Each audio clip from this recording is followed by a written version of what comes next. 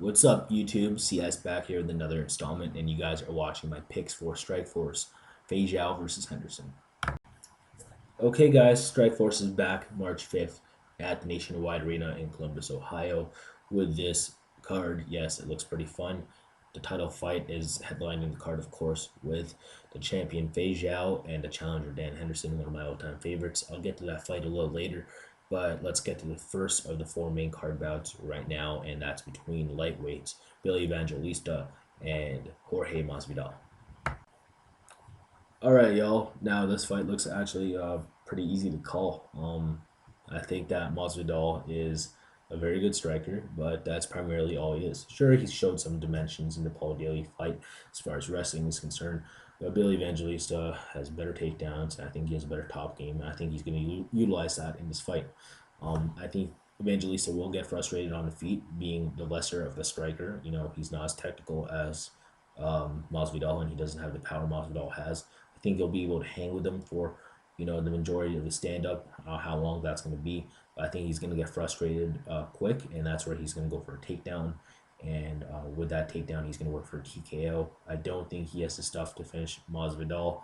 He might, but Masvidal is pretty tough. And yeah, I just see that happening for the majority of 3 rounds, ground and pound by someone in Billy Evangelista. I think he's going to win by unanimous decision. So that's my pick. Okay, folks, next we got a middleweight bout. This one's between Tim Kennedy and Melvin Manhoef. This one's rather easy to pick. Melvin Manhoef is a very one-dimensional fighter, and I think Tim Kennedy is going to submit him here. That's about it. Tim Kennedy was able to submit, a submission grappler slash wrestler in Trevor Prangley rather easily and in the first round. And if he could do it to him, he could do it to Melvin Manhoef for sure. Melvin Manhoef has a non-existent game in terms of submissions in wrestling. So I think Tim Kennedy will tool him rather easily by, taking him down with the double leg, winding up in Manhoef's guard. And I think that Tim Kennedy is going to easily pass his guard, mount him easily, and work to TKO him from there. And I think Manhoef will get restless and roll over, and that's when he gives Tim Kennedy's back, and I think that's where he will, sink in the hooks for a rear naked choke, and that's how I think, Manhoef's demise will go, and I think it's gonna happen in the first round. So yeah, I got Tim Kennedy by rear naked choke round one.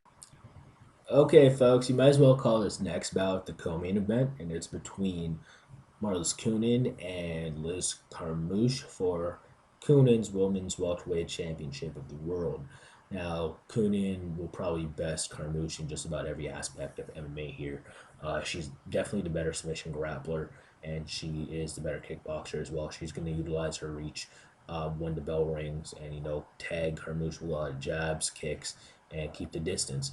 As soon as Carmouche, feels like closing distance and, securing a takedown or something, it might get stuffed. And if it does, be wary of Coenen in the Muay Thai clinch, and I think she can do some damage there. Or if Carmouche somehow gets a takedown off, Coonen's probably gonna armbar her.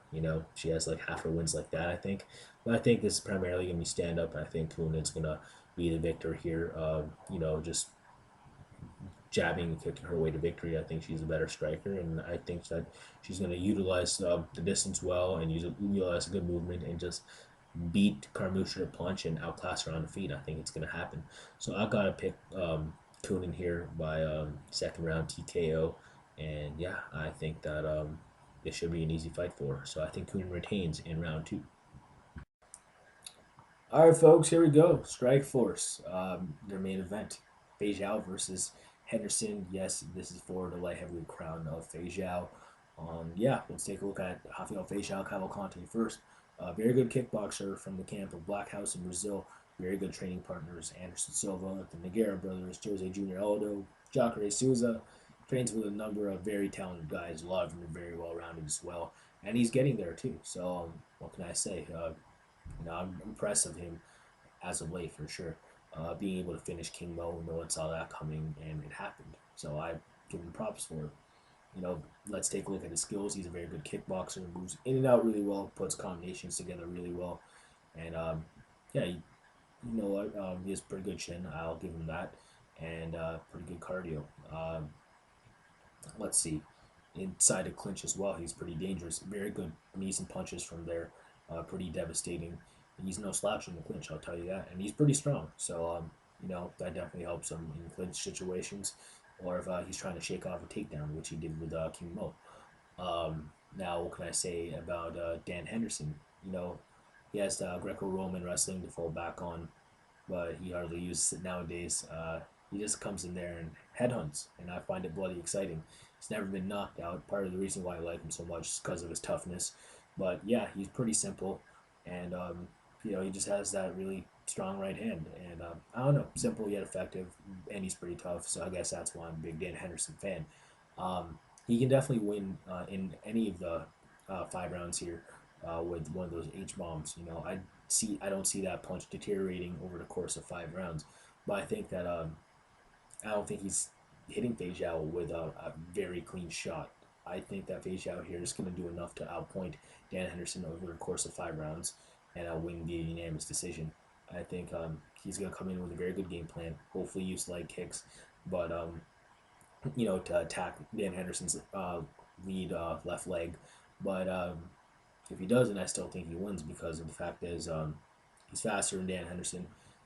He hits pretty hard. I think Dan Henderson's going to be staggered, and I'm not sure if he's going to be able to reply with anything besides the right hand, which I think Feijão is going to be wary of the whole fight. But since he's going to fight smart, beat Dan Henderson in the punch, move in and out really well, and not take any chances, but win via, like a 49-46 or a 50-45 kind of like decision. And yeah, that's how I have him winning. I just have a feeling, guys. What can I say? I want Dan Henderson to win, but I just don't think it's going down.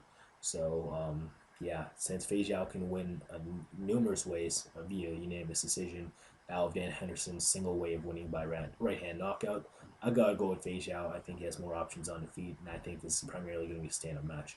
And I think Feijão is going to use those options. So I got Feijão winning by unanimous decision. At least I think he's going to win at least 4 rounds. It's kind of a bold pick on my part, but we'll see what happens. My pick is Feijão. UD. All right, guys. Strikeforce, Feijão versus Henderson. Catch it March 5th. Columbus, Ohio.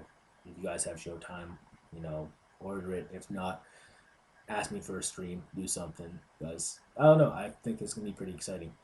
I do want Dan Henderson to win, but as you just heard, I don't think it's going down. We'll see what happens, though. So, yeah, I'll definitely be pulling for him. PM me or comment or video respond to this if you have anything to say. I welcome any feedback whatsoever. I thank you guys for watching this video. Hope I didn't keep you too long. Have a good week, and yeah, thanks, and subscribe if you like what you see. Thank you.